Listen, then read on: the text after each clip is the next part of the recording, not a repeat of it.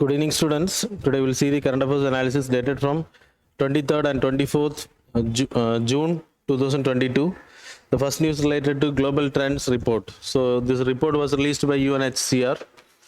Global trends report. United Nations High Commission for Refugees. High Commission for Refugees. So refugees அப்படின்னா asylum seekers. Refugees are asylum seekers. So அகதிகளா displace ஆகக்கூடிய person, that are those people are called as refugees. அப்புறம் ரெஃப்யூஜிஸோட category எடுத்திருந்தாங்க.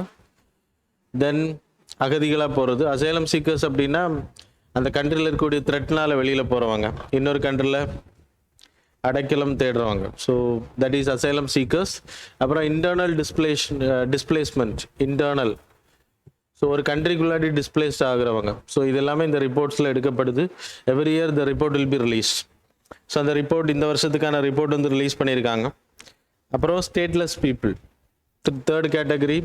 Fourth category stateless people. So இந்த 4 கேட்டகரிக்கான report வந்து release பண்ணியிருக்காங்க. So first is refugees, second is asylum seekers, then internally displaced people. ஸ்டேட்லெஸ் பீப்புள்னா எந்த கண்ட்ரியும் அவங்க சொந்தம் கிடையாது அப்படின்ற கேட்டகரியில். டோட்டல் 100 மில்லியன் பீப்புள் இந்த வருஷம் டிஸ்பிளேஸ்ட் ஆகிருக்காங்க, million people. So human rights violations, வார்னால, அப்புறம் food security problem, food problem, then climate crisis, அப்புறம் இன்டர்னல் டிஸ்பிளேஷன் வந்து 23.7 மில்லியன் பாப்புலேஷன் வந்து டிஸ்பிளேஸ்ட் ஆனதாக சொல்லப்படுது. ஸோ 20 டோட்டல், அதில் இந்தியாவும் அடங்கும். So huge displacement happen because of Ukraine war. Ukraine Russia war தான் மெயின் ரீசன். இந்த வாட்டி டிஸ்பிளேஸ்மெண்ட்டில் ரெஃப்யூஜிஸ் வந்து அதிகமானதுக்கான ரீசன். ஸோ டிசாஸ்டர் கேட்டகரியில் சைனா, பிலிப்பைன்ஸ், இந்தியா போன்ற கண்ட்ரீஸில் இந்தியாவில் 4.9 million people displace because of disaster. Total இந்தியாவை எடுத்துக்கிட்டிங்கன்னா கிளைமேட் சேஞ்ச், இன்டர்னல் டிஸ்பிளேஷன் அப்படின்னா சொந்த இடத்தை விட்டு இன்னொரு இடத்துக்கு போகிறது, இடம் பெயர்றது. ஸோ 5 மில்லியன் பாப்புலேஷன் வந்து டிஸ்பிளேஸ்ட் ஆகிருக்காங்க. So the reason is climate change, food security problem, job category, losing jobs, disaster category. இதனால அவங்க வந்து, அப்புறம் இன்ஃப்ளேஷன்ஸ், விலைவாசி சிட்டிலெல்லாம் தங்க முடியாது அப்படின்றதுனால they are moving towards other places. So these are the reason. இந்த ரிப்போர்ட் எடுக்கக்கூடிய United Nation High Commissioner for refugees வந்து to protect the refugees all over the world. So கிட்டத்தட்ட நிறைய கண்ட்ரி இதில் மெம்பராக இருக்காங்க. India is also part of this group, but we never signed a convention under this group. 1951 there is a convention, and then 1981 there is a convention. It was created in the year 1951. Sorry, 1950. இதில் இருக்கக்கூடிய convention பேர் 1951 convention. இந்த convention வந்து நான் ரீஃபால்மெண்ட்டை வந்து தடுக்கிறது. 1951 and 1967 இந்த 2 கன்வென்ஷனும் வந்து பீப்புளை வந்து ரிஃப்யூஜிஸாக வரவங்களை அக்செப்ட் பண்ணணும். இதில் மெம்பராக இருக்கு இந்த கன்வென்ஷனை சைன் பண்ண கண்ட்ரிஸ். There is mandatory. அவங்கள வந்து திருப்பி உடனே வந்து அனுப்பக்கூடாது. அவங்க நாட்டில் அவங்க விரும்பி எப்போ போகணும்னு நினைக்கிறாங்க அப்போ நான் refoulement principle is also there. 149 countries வந்து இந்த கன்வென்ஷனில் சைன் பண்ணியிருக்காங்க. But India is part of this group, but we never sign this convention. சரியா? So that's why it was important. And then 1954-1981 they got Nobel Peace Prize, UNHCR. So these are the things you people have to study about. Refugees na yaru, asylum seekers, internal displaced people, stateless people na yaru theriyணும். அப்புறம் UNHCR na என்னன்னு தெரியணும். அப்புறம் the total entire mains exam point of view entire displacement எதனால நடக்குது அப்படின்னா, internal displacement இந்தியாவில் எவ்வளவு, reason for the internal displacement also you people have to know. So that's all. The next news related to twin deficit. India is emerging. World full-ஆ stagflationனால பாதிக்கப்படுது. But India is emerging. India will not affected by stagflation. So growth கம்மியாகவும், demand கம்மியாகவும், unemployment வந்து rise ஆகுது situations. Unemployment rise ஆகுது, but growth demand increase ஆகுது நம்ம இந்தியாவை பொறுத்த வரைக்கும். And then there is a black swan event also happen. So twin deficit அப்படின்னா முதல்ல சொல்லிடுறேன். Fiscal deficit, twin deficit is equal to fiscal deficit plus current account deficit இது ரெண்டும் கம்பைண்டாக இருக்கும்போது it's going high, then it will called as twin deficit. It will be the burden for the country. ரொம்ப அதிகமாகுது அப்படின்னா. So நம்ம இந்தியாவை பொறுத்தவரை fiscal deficit also going high, current account டெபிசிட்டும் ரொம்ப அதிகமாகுது. அப்புறம் there is a black swan event. Black swan event. So it's a like நார்மலாக நம்மளோட இது ஆக்சுவலாக இந்த தியரட்டிக்கல் திங். இது ஒரிஜினானதுக்கான பிளாக் ஸ்வான் அப்படின்றது உங்களுக்கு தெரியும். ஸ்வான் வந்து ஒயிட் கலரில் இருக்கும், எல்லா லேக்ஸ்லேயும் it is available all over the world. ஆனால் திடீர்னு ஒரு வாட்டி அதில் ஒரு நம்பிக்கை இருந்துச்சு பிளாக் ஸ்வான் இருக்குது அப்படின்றா. நான் எங்கேயுமே அவங்க ஸ்பாட் பண்ணலை. ஃபர்ஸ்ட் டைமில் ஆஸ்திரேலியாவில் ஸ்பாட் பண்ணாங்க. தட்ஸ் இன்சிடென்ட் இஸ் அன்பிரசிடென்ட் இன்சிடென்ட்னு பேர். அதனால எக்கனாமிக்கில் அன்பிரசிடென்ட் இன்சிடென்ட் வந்துச்சுன்னா அதுக்கு பேர் பிளாக் ஸ்வான் ஈவென்ட்னு சொல்லுவாங்க. ஸோ அந்த theoretical control. So it's not that much important but can be asked related to what அப்படின்னா என்வாயர்மெண்ட் ரிலேட்டடாக இல்லைனா ஸ்வான் ப்ரொடெக்ஷன் அப்படின்னு எழுதிடாதீங்க எக்ஸாமினேஷனில். இது எதுக்கு சொல்கிறாங்க அப்படின்னா when there is a huge like crisis, unprecedented crisis ஏதாச்சும் நடந்துச்சு அப்படின்னா அதை சொல்லுவாங்க. இப்போ இந்த ஈவெண்ட் வந்து நேம் பண்ணப்படுறது மெயினாக ஃபாரின் இன்வெஸ்ட்மெண்ட் வந்து அவுட்ஃப்ளோ அதிகமாகுது. ஸோ இந்தியா போன்ற கண்ட்ரீஸ்லேருந்து டெவலப்பிங் கண்ட்ரீஸ்லேருந்து ஒரே நேரத்தில் அதிகமான எஃபிஐ ஸோ லைக் இன்வெஸ்ட்மெண்ட் பண்ணவங்க வெளியில் எடுத்துகிட்டு போகிறாங்க. கிட்டத்தட்ட அது ரொம்ப அதிகம் அப்படின்னு சொல்லப்படுது. 7.7% of GDP, total 5% of FPI வந்து வெளியில் போகிறதுக்கான வாய்ப்பு இருக்குது. அதோட வேல்யூ இஸ் வெரி ஹை. சரியா? So that's a reason. கிட்டத்தட்ட 100 பில்லியன் அப்படின்னு சொல்கிறாங்க. அது அளவுக்கு வெளியில் போகிறதுக்கான வாய்ப்பு இருக்குது அப்படின்றாங்க. So it will affect our foreign exchange reserve வந்து அஃபெக்ட் பண்ணும் அப்படின்றதும் சொல்லப்படுது. So that's the event called as black swan event. It is not related to economics. ஏதாவது அன்பிரசிடென்ட் சுச்சுவேஷன் சடனாக நடக்கும்போது பாராத தருணத்தில் இந்த பிளாக் ஸ்வான் வந்து ஸ்பாட் ஆனனால அதுக்கு அப்படி நேம் வச்சுருக்காங்க. அதே மாதிரி எக்கனாமிக்ஸில் இல்லை வேறு ஏதாவது விஷயத்தில் நடக்கும்போது it will be called as black swan event. So that's all.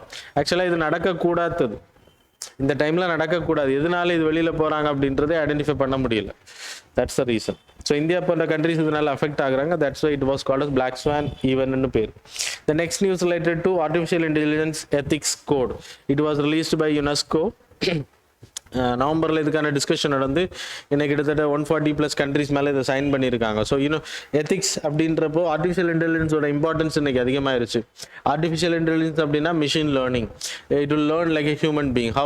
How நீங்கள் ஒரு இடத்துக்கு போகிறீங்க, இது வரைக்கும் பார்க்காத ஒரு இடத்துக்கு போகிறீங்க, you are visiting some places, உங்கள் ஐஸ் வந்து நிறைய இடத்த பார்க்குது. அப்போ இந்த ஏரியாவில் இதெல்லாம் இருக்கும் அப்படின்னு தெரியும். இப்போ வேறு யாராச்சும் அந்த இடத்துக்கு போனோம் அப்படின்னா you will refer those places. அங்கே போனால் என்னென்ன இருக்கும் அப்படின்றத நீங்கள் சொல்லுவீங்க. So how you got the idea by learning. அதுதான் உங்கள் பிரெயினை பொறுத்த வரைக்கும் பை லேர்னிங். அதே மாதிரி மிஷின்ஸ் வந்து லேர்ன் பண்ணுறதுக்கு பேர் தான் machine learning and deep learning segment. So that is called as artificial intelligence. It will done by big datas, collecting of datas, இந்த நியூரல் நெட்ஒர்க்ஸ். உங்கள் பிரெயின் வந்து ஃபங்க்ஷனாக நியூரல் நெட்ஒர்க்ஸால் உருவானது. அதனால் நியூரல் நெட்ஒர்க்ஸ் அப்படின்றாங்க இந்த டேட்டாஸ், அந்த நெட்ஒர்க்ஸுக்கு பேர். And then algorithms will be created for this, for learning. So அதான் வந்து மிஷின் லேர்னிங் அப்படின்னு பேர். By datas it will learn. சரியா? ஸோ அது வந்து அப்ளிகேஷன் எடுத்துன்னா இண்டஸ்ட்ரி வைஸில் கார் மேனுஃபேக்சரிங் டிஃபெக்டை ஐடென்டிஃபை பண்ணுறதுக்கு சென்சார் மூலமாக இமேஜஸ். இப்போது ஒரு பர்சனோட இமேஜை வச்சு நீங்கள் சிசிடிவி மேப்பிங் பண்ணிங்க அப்படின்னா அந்த பர்சன் எங்கே இருக்காங்க அப்படின்ட்டு எந்த இடத்துல ஸ்பாட் ஆகுறாங்க அப்படின்றது தெரியும். பப்ளிக் சிசிடிவிஸ் மூலம் ஐடென்டிஃபை பண்ண முடியும். இன்றைக்கி எல்லாத்துக்குமே டெக்னாலஜி இருக்குது. ஆர்டிஃபிஷியல் இன்டெலிஜென்ஸ் தான் அந்த பர்சனை வந்து ஐடென்டிஃபை பண்ணுது. ஸோ எந்த இடத்துல இருக்குது நம்ம இல்லைன்னா ஒவ்வொரு சிசிடிவி கேமராஸாக டேட்டாஸாக தேடி கண்டுபிடிக்கிறது இட்ஸ் வெரி டஃப். ஸோ இன்றைக்கி ஈஸியாக நம்ம ஐடென்டிஃபை பண்ண முடியும். குற்றவாளிகளை கண்டுபிடிக்கிற ஹெல்ப் பண்ணுது. Cyber security it is helping artificial intelligence. It will give warning for malwares etcetera. Automated stock trading அது நம்ம பண்ண முடியும். அக்ரிகல்ச்சரில் வந்து ஏற்கனவே ட்ரோன்ஸ் மூலமாக நம்ம பண்ணிகிட்டு இருக்கோம். அண்ட் தென் என்னென்ன எப்பப்போ மழை பெய்யும், எப்பப்போ இதுகளுக்கு தேவையான நியூட்ரியன்ஸ் கொடுக்கணும் அப்படின்றது எல்லாமே இன்ஃபர்மேஷன் கொடுக்கும். டிரான்ஸ்போர்ட்டேஷன் ஆல்சோ ஆர்டிஃபிஷியல் இன்டெலிஜென்ஸ் பேஸ்ட்னா driverless cars can be used. So இதன் மூலமாக ஹியூமன்ஸ் ஹெல்த்தில் ஆப்ரேஷன்ஸில் பயன்படுத்தலாம், ரோபோட்டிக்ஸ் எக்ஸெட்ரா. இதெல்லாமே artificial intelligence based category. When the machine learn பண்ணும்போது the machines will work. Not the humans. So இதுக்கு எல்லாமே ஆர்டிஃபிஷியல் இன்டெலிஜென்ஸ் ஹெல்ப் பண்ணுது. நிறைய அப்ளிகேஷன்ஸ் இருக்குது, ஆனால் சேலஞ்சஸும் இருக்குது. ஹியூமன்ஸ் வந்து ஜாப் லாஸ் ஆவாங்க இதனால. மல்டிபிள் செக்டார்ஸ் வந்து அதிகமாகும். Demand for artificial intelligence people increase ஆவாங்க. ஆனால் படிக்காத ஒர்க்கர்ஸ் வந்து வேலை இல்லாமல் போகிறதுக்கான வாய்ப்பு இருக்குது. ஸோ அவங்களுக்கான இன்இக்வாலிட்டி வில் கிரியேட். அதான் இன்இக்வாலிட்டி. மிஷின்ஸ் வந்து டாமினேட் ஆகும், படித்தவங்களுக்கு டாமினேஷன் இருக்கும். ஆனால் normal workers without knowledge about artificial intelligence they will suffer. அப்புறம் ப்ரைவசி இஷ்யூஸ். உங்கள் டேட்டாஸ் எல்லாமே திருடு. இன்றைக்கி இன்ஸ்டாகிராமில், ஃபேஸ்புக்கில், வாட்ஸ்அப்பில் they are taking lot of datas, how you are acting. அப்போ நம்மளை லேர்ன் பண்ணுறது இன்ஸ்டாகிராமில் இருக்கக்கூடிய artificial intelligence learning about us and giving ads related to that. அதான் ஆர்டிஃபிஷியல் இன்டெலிஜென்ஸோட அப்புறம் ப்ரைவசி இஷ்யூஸ், நம்ம டேட்டாஸ் எடுக்கிறது. அப்புறம் ஃபேஸ் ரெகக்னைசேஷனில் நிறைய ப்ராப்ளம்ஸ் இருக்குது அப்படின்றது சொல்லப்படுது. ஸோ இதெல்லாமே அது மாதிரி என்வாயர்மெண்டல் டேமேஜஸும் நிறைய இருக்குது ஆர்டிஃபிஷியல். ஏன்னா சர்வர்ஸ் பிக் டேட்டாஸை சேவ் பண்ணுற வி நீட் ஹியூஜ் ஸ்டோரேஜ். அப்போ அந்த சர்வர்ஸ் எல்லாமே பெருசாக இருக்கும். அதை மேனேஜ் பண்ணுறதுக்கு you need more and more. Environmental damages, electricity அதிகமாகும், அதுவும் ப்ராப்ளமாக சொல்லப்படுது. ஸோ இந்தியாவோட எஃபோர்ட்ஸ் எடுத்துக்கிட்டிங்கன்னா, ஆனால் என்னதான் இருந்தாலும் we have to move forward. ஏன்னா நம்ம மொபைல் வந்தப்போ அதில் இருக்கக்கூடிய ப்ராப்ளம்ஸ் கம்மி, பெனிஃபிட்ஸ் அதிகம் அப்படின்றப்போ வி அக்செப்டட் இட். அதே மாதிரி ப்ராப்ளம்ஸை வி ஹாவ் டு டேக்கிள் பண்ணணும் அப்படின்றது தான். அதே மாதிரி இந்தியாவும் அதுக்கேற்ற மாதிரி வி பிளான். நிதி ஆயோகோட report, there is artificial intelligence report was released, national strategy for artificial intelligence. அது அடிப்படையில் அக்ரிகல்ச்சரல், எஜுகேஷனில், அப்புறம் டிரான்ஸ்போர்ட்டேஷன்ஸ், இந்த மாதிரி செக்டர், ஹெல்த் கேட்டகரியிலலாம் ஆர்டிஃபிஷியல் இன்டெலிஜென்ஸோட இம்பார்ட்டன் ஒரு 8 கேட்டகரி வந்து அனௌன்ஸ் பண்ணியிருக்காங்க. அதுக்கான ரிசர்ச் நடந்துட்டு இருக்கு. இந்தியாவும் யூஎஸும் சேர்ந்தும் ரிசர்ச் பண்ணுறாங்க. So these are the things. அந்த கோடை எடுத்துக்கிட்டினா ethics, it's how the datas are taken. அவங்களோட பர்சனல் டேட்டாஸ் வந்து எடுக்கக்கூடாது. ஒரு பர்சன் வந்து மானிட்டர் பண்ணுறதுக்கெல்லாம் பயன்படுத்தக்கூடாது.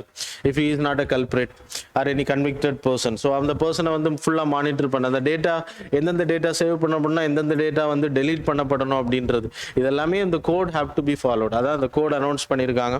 No need to study the codes, but you people know ethical codes for the human beings. So that's all. Then fourth news related to யுனெஸ்கோவோட King Hamad bin Isa Al Khalifa Prize. இது வந்து பஹ்ரைனோட farmer king, அவரோட நேமில் அந்த award கொடுத்துட்டு இருக்காங்க every year. எதுக்கு அப்படின்னா, எஜுகேஷனில் வந்து இனோவேஷன் பண்ணக்கூடிய கண்ட்ரிஸ், இன்ஸ்டிடியூஷன்ஸுக்கு வந்து ப்ரொவைட் பண்ணுறாங்க. அதில் நம்ம இந்தியாவோட central institute of education technology இது கொடுக்குறது யுனெஸ்கோ, ஆனால் funded by the Bahrain government. So அது வந்து இந்த வாட்டி சிஐஇடி கிடச்சிது, central institute for educational technology, அது கொடுத்துருக்காங்க. அதுக்கு ரீசன் என்ன அப்படின்னா, என்சிஆர்டி கீழே இது வருது. இதோட பர்பஸ் என்ன அப்படின்னா, பிரதான் மந்திரி வித்யா ஸ்கீம் வந்து கோவிட் டைமில் 2020 இட் வாஸ் லான்ச். இதோட பர்பஸ் வந்து ஆன்லைன் எஜுகேஷன். அது like online means TV channels மூலமாக, அப்புறம் ரேடியோ சேனல்ஸ் மூலமாக, எஃப்எம் மூலமாக வந்து ஸ்டூடெண்ட்ஸுக்கு வந்து எஜுகேஷன் எடுத்துகிட்டு போகிறது. அப்புறம் ஸ்வயம் சாஃப்ட்வேர், ஸ்வயம் பிரபா, அது வந்து online certification courses are introduced. College degree equivalent courses can be also studied via those platforms. So Diksha app இதெல்லாமே இதில் இம்ப்ளிமெண்டேஷன் வந்து பிஎம் வித்யா ஸ்கீம் மூலமாக தான் வரும். அது வந்து நம்ம எஜுகேஷனை வந்து கோவிட் டைம்லேயும் குவாரண்டைன் டைம் பீரியட்லையும் அதை எடுத்துகிட்டு போகிற ஹெல்ப் பண்ணனால that the institute was provided with this, honored with this award. So that's why it was in news. அப்புறம் இது எது கொடுக்குறாங்கன்னு ஏற்கனவே சொல்லிட்டேன். Sustainable development goal 4, that is எஜுகேஷனை வந்து இன்னோவேட்டிவாக கொண்டு போகிறவங்களுக்கு இது கொடுக்குறாங்க. That's all about this news. The next news related to economical impact of select decisions of SC means Supreme Court and National Green Tribunal. நம்ம ஜுடிஷியல் ஆக்டிவிசமில் நிறைய விஷயம் பார்க்குறோம். நம்ம நேஷ்னல் க்ரீன் ட்ரைபுனல் நிறைய கம்பெனிஸை வந்து ஃபங்க்ஷன் பண்ண விடாமல் தடுக்கிறத நம்ம பார்த்துருக்கோம்.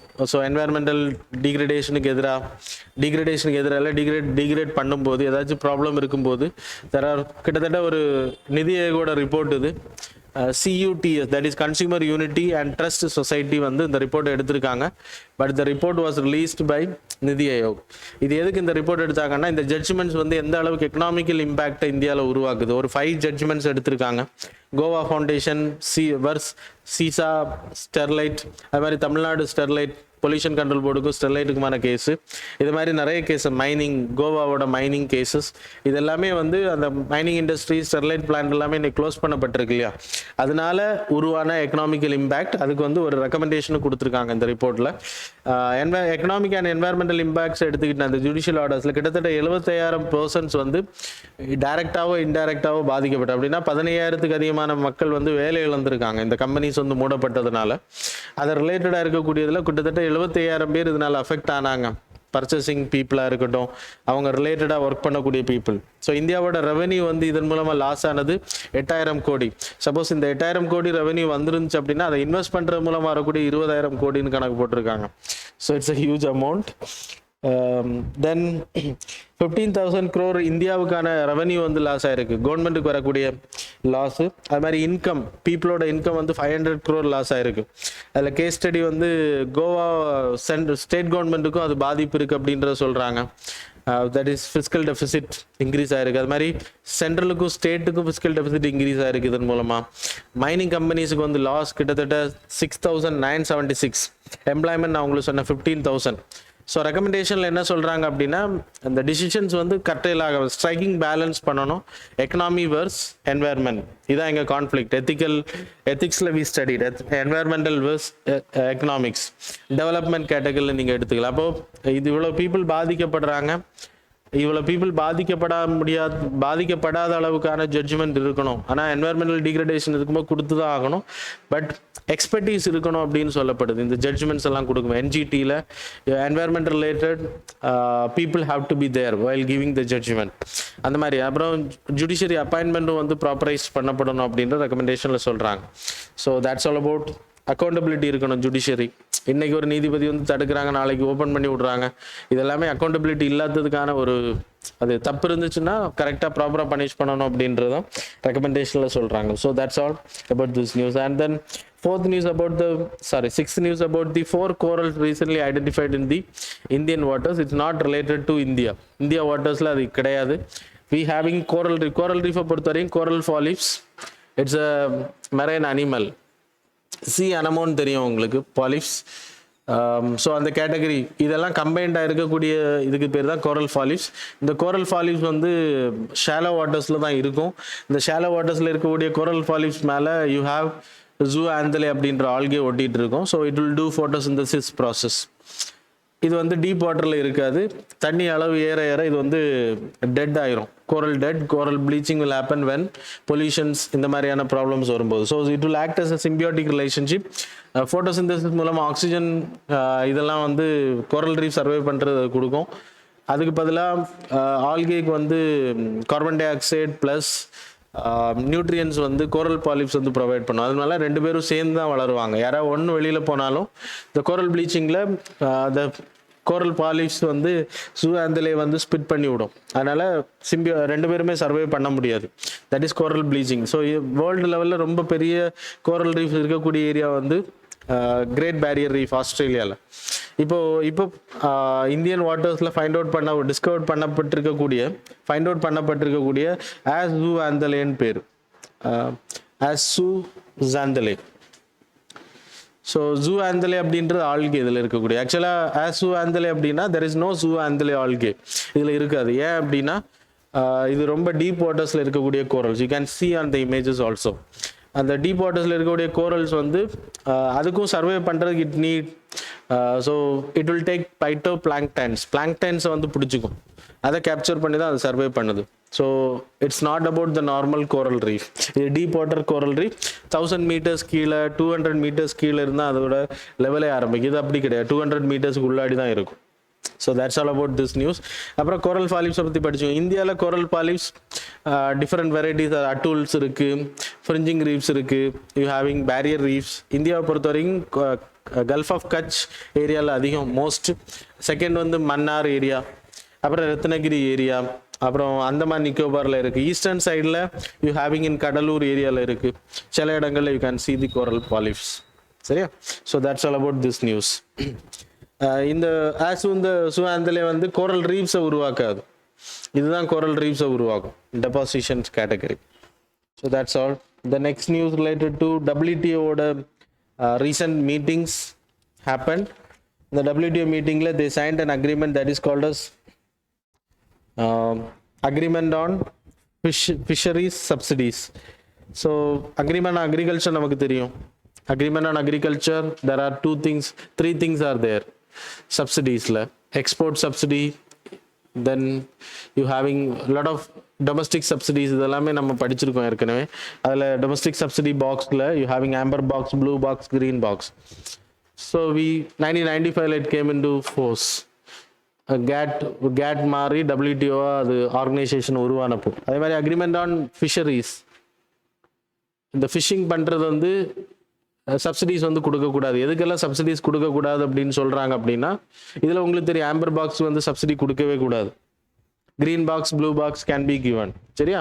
அதே மாதிரி ஃபிஷரிஸுக்கும் இப்போ சப்சிடிஸ் வந்து 3 கேட்டகரி சொல்கிறாங்க. ஒன்று வந்து illegal fishing, unregulated fishing practice பண்ணுறவங்களுக்கு வந்து கொடுக்கக்கூடாது.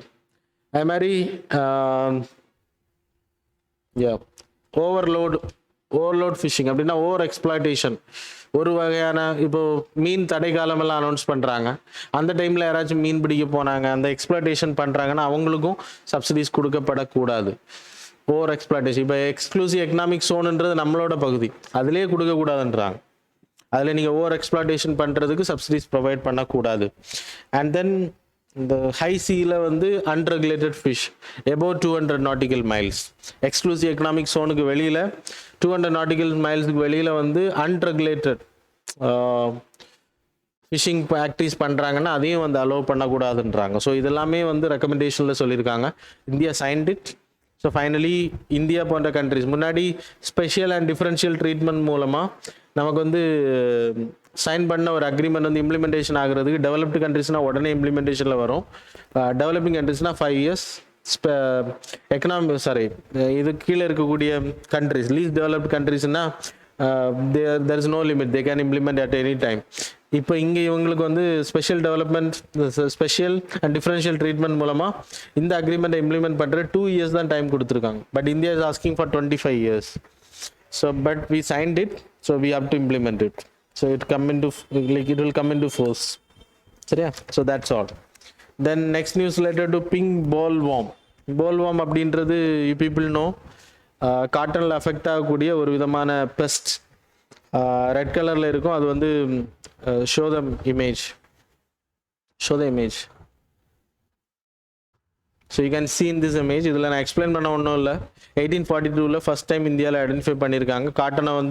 காட்டனோட போல் அதுக்குள்ளாடி உள்ளே போய் அது அது லைக் காய்க்காமல் இல்லைன்னா அது சேதப்படுத்தி விட்டுரும், சாப்பிட்டு விட்டுரும். அந்த பால்ஸ் வந்து டேமேஜ் ஆகிடும். அப்புறம் விவசாயிகள் வந்து நிறைய அஃபெக்ட் ஆனாங்க. அதனால தான் ஜெனட்டிக்கலி மாடிஃபைடு இன்ட்ரோடியூஸ் பண்ணாங்க. That also you people know that. The next news, 9th news related to MSME climate finance. MSMEயை பொறுத்த வரைக்கும் ஹியூஜ் இன்வெஸ்ட்மெண்ட் இந்தியாவில். சின்ன சின்ன கடைகளாக இருக்கட்டும், இண்டஸ்ட்ரீஸாக இருக்கட்டும், MSME செக்டரில் வரக்கூடிய கடைகள் இல்லை, industries category, small medium industries. So அது எல்லாமே MSME கேட்டகரியில் கிட்டத்தட்ட 30% ஆஃப் இந்தியாவோட ஜிடிபி கான்ட்ரிபியூஷன் இருக்குது. 100% ஜிடிபியில் 30%. Employees around 120 million people of India. So அப்போ இவங்க ரிலீஸ் பண்ணக்கூடிய கார்பன் டை ஆக்சைடோட லெவல் எடுத்துக்கிட்டிங்கன்னா it's nearly 1110 million ton, 110 million ton. அது வந்து 1 இயருக்கு ரிலீஸ் பண்ணுறாங்க. ஸோ இதை வந்து கண்ட்ரோல் பண்ணணும் அப்படின்னா MSMEs or transfer of technologies must. அப்போ அது climate finance is more important. Government வந்து இப்போ சோலார் பேனல்ஸுக்கெல்லாம் மாற்றணும், அவங்களுக்கு எலக்ட்ரிசிட்டி தேவைகளுக்கெல்லாம் மாற்றணும் அப்படின்னா, இல்லைன்னா பழைய திங்ஸை வந்து பயன்படுத்தாமல் புதிய டெக்னாலஜி ரினியூவபிள் எனர்ஜியில் நம்ம வந்து 50% வந்து நம்ம ரினியூவபிள் எனர்ஜியில் தான் நம்ம இந்தியாவோட எனர்ஜி சோர்ஸ் இருக்கணும். 2030 டார்கெட் வச்சுருக்கோம். அதுக்கெல்லாம் we need fund. So developed countries வந்து கொடுக்கணும். அதான் கிளைமேட் ஃபினான்ஸ். கிட்டத்தட்ட MSMEs யூஸ் பண்ணக்கூடிய எனர்ஜி 13% ஃப்ரம் த கோல் எனர்ஜிலேருந்து, பெட்ரோல் வந்து 7%, 8% நேச்சுரல் கேஸ்லேருந்து பயன்படுத்துகிறோம். ஸோ இதெல்லாம் மாற்றணும் அப்படின்னா we need climate finance. So foreign countries have to invest அப்படின்றது தான். So that's all. The next 10th news related to Keibul Lamjao national park. இது ஆக்சுவலாக லோட்டக் லேக். மணிப்பூரில் இருக்குது. It's a famous lake. And then Sangai டியரை பற்றி நான் அடிக்கடி உங்களுக்கு சொல்லியிருக்கேன். That's a dancing deer. இந்த லோக்டக் லேக்கை பொறுத்த வரைக்கும் இட்ஸ் அ பும்டி லேண்ட் அப்படின்னு சொல்லுவாங்க, கிராஸ் லேண்ட். இந்த லேக்குக்குள்ளாடி கிராஸ் லேண்ட் அப்படின்னா மண் திட்டுகள் இருக்கும், அதில் கிராஸும் வளர்ந்துருக்கும், அப்படி கலந்து தான் இருக்கும். இந்த வாட்டர் வந்து ரொம்ப important for the people of Manipur, ட்ரிங்கிங்க்கும் பயன்படுத்துகிறாங்க. இந்த Loktak lake 1990 it was named as Ramsar convention. 1993 இருந்து இது மான்ட்ரெக்ஸ் கன்வென்ஷனில் இருக்குது. மான்ட்ரெக்ஸ் கன்வென்ஷன்னா என்னது? ராம்சார் கன்வென்ஷன் வெட்லேண்ட் ப்ரொடெக்ஷனுக்காக. மான்ட்ரெக்ஸ் கன்வென்ஷன்ன்றது ராம்சார் சைட்ஸ் வந்து ஏதாச்சும் ஹியூமன் இன்டர்ஃபியரன்ஸ்னாலே இல்லை நேச்சுரலாவோ ஏதாச்சும் டேமேஜ் ஆகுது அப்படின்னா, பெரிய அளவில் பாதிக்கப்படுது, அது ப்ரொடெக்ட் பண்ணப்படணும், கன்சர்வ் பண்ணப்படணும் அப்படின்னா it will put into the Montreux record. இப்போ இதில் இருக்கக்கூடிய சாங்காய் டியர்ஸை ப்ரொடெக்ட், இந்த நேஷனல் பார்க்கை வந்து ஷிஃப்ட் பண்ணுறது பிளான் பண்ணியிருக்காங்க. சாங்காய் டியர்ஸை வந்து வேறு இடத்துக்கு கொண்டு போகலாம் அப்படின்ட்டு. அது பீப்புள் வந்து எதிர்ப்பு தெரிவிச்சு, that's why it was news. But no need to study about those topics. News நீங்கள் படிக்க வேணாம். கெபுல் லாம்ஜோ நேஷனல் பார்க்கை பற்றி படிச்சுக்கோங்க. இந்த சாங்காய் டியர் ஐயூசிஎனில் இட் வாஸ் நேம்ட் என்டேஞ்சர்ட் சைட்ஸில் Appendix 1 வைல்ட் லைஃப் ப்ரொடெக்ஷன் ஆக்டில் Schedule 1 கேட்டகரியில் இருக்குது. So these are the things you people have to note. So that's all. அப்புறம் ராம்சார் கன்வென்ஷனை பற்றியும் படிச்சுக்கோங்க. That's all. Then snake island, இது அவ்வளோ இம்பார்ட்டன்ட் இல்லை, ஒரு ஸ்பாட் நியூஸ் தான், பிளேஸ் இன் நியூஸ், அவ்வளோதான். இது ஆக்சுவலாக உக்ரைன் வந்து இங்கே ரஷ்யாவோட வீரரில் தாக்குதல் நடத்திருக்காங்க. கிரைமியா பக்கத்தில் இருக்குது உங்களுக்கு. You can see on the map. Zmiinyi ஐலண்டுன்னு பேர், ஸ்னேக் சர்பண்ட் ஐலண்ட் அப்படின்றது பேர் இருக்குது. ஸோ அது ஷேப் அப்படின்றதுனால அதுக்கு அந்த நேம். So that's all. இதில் வேறு எதுவும் நீங்கள் படிக்க வேண்டாம். ஃப்ரான்ஸ்லேருந்து வரக்கூடிய தனூப் ரிவர் வந்து ட்ரெயின் ஆகக்கூடியது இது பக்கத்தில் தான், அதுவும் படிச்சுக்கோங்க. So that's all. The next news related to wetland conservations. Wetland conservation பொறுத்த வரைக்கும் wetland international அப்படின்றவங்க ஒரு ரிப்போர்ட் ரிலீஸ் பண்ணியிருக்காங்க.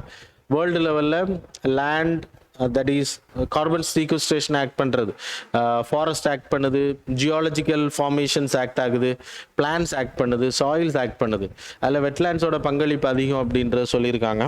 வெட்லேண்ட்ஸ் வந்து பீட்லேண்ட்ஸ் நமக்கு தெரியும், மேங்க்ரூவ் ஃபாரஸ்ட் இருக்கக்கூடிய சுந்தர்பான்ஸ், சில்கா லேக் ஏரியாஸ் எல்லாமே பீட்லேண்ட்ஸ். மார்ஷி வெட்லேண்ட்ஸ் கவர் ஆகக்கூடிய ஏரியா, கடல் தண்ணியும் லேண்டு தண்ணியும் மிக்ஸ் ஆகக்கூடிய ஏரியா தான் பீட்லேண்ட்ஸாக இருக்கும். அது வந்து ரொம்ப அதிகமாக 10% வந்து இன்க்ரீஸ் பண்ணுறதுக்கு ஒரு டார்கெட் அனௌன்ஸ் பண்ணியிருக்காங்க, ரிப்போர்ட் ரிலீஸ் பண்ணியிருக்காங்க. 10% ரிஸ்டோரேஷன் பண்ணணும், 20% மேங்க்ரூவ் ஃபாரஸ்ட் கவர் அதை ரெஸ்டோரேஷனும் பண்ணணும், அப்படின்ற கவர் அதிகப்படுத்தணும் அப்படின்றத டார்கெட் வச்சுருக்காங்க. ப்ரிசர்வ் தி ஃப்ளட் பிளைன்ஸ் அப்படின்னா கங்கா ஃப்ளட் பிளைன், காவேரி, இதெல்லாம் இதில் தான் உங்களுக்கு மேங்க்ரூவ் ஃபாரஸ்ட் வரும்.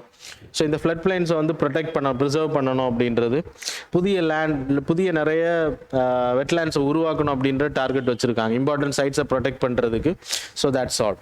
வெட்லேண்ட்ஸை பொறுத்த வரைக்கும் it's more important. So underground water லெவலில் இன்க்ரீஸ் பண்ணுறது ஹெல்ப் பண்ணும், நிறைய ஸ்பீஷீஸை ப்ரொடெக்ட் பண்ணுறதுக்கு ஹெல்ப் பண்ணுது, டிரான்சிஷனல் சோனாக ஆக்ட் பண்ணுது. ஸோ எட்ஜ் எஃபெக்ட்ஸ் ரொம்ப அதிகமாக இருக்கும். So these are the things people. Importance of wetland உங்களுக்கு தெரியும், கார்பன் சீக்வஸ்ட்ரேஷன், ஃப்ளட்டை தடுக்கிறது ஹெல்ப் பண்ணும், அப்புறம் ஹியூமன் பீயிங்ஸுக்கு தேவையான அண்டர் கிரவுண்ட் வாட்டருக்கு ஹெல்ப் பண்ணுது, பியூரிஃபிகேஷனுக்கு ஹெல்ப் பண்ணுது. ராம்சார் இப்போ நம்ம படித்த Loktak lake is also part of wetland தான். அதில் ட்ராபேக்ஸ் என்ன, த்ரெட்ஸ் என்னெல்லாம் இருக்குது அப்படின்ற மென்ஷன் பண்ணியிருக்கேன் பிடிஎஃப்ல. You can study by your own. So that's all about today's current affairs. Thanks a lot for joining with us.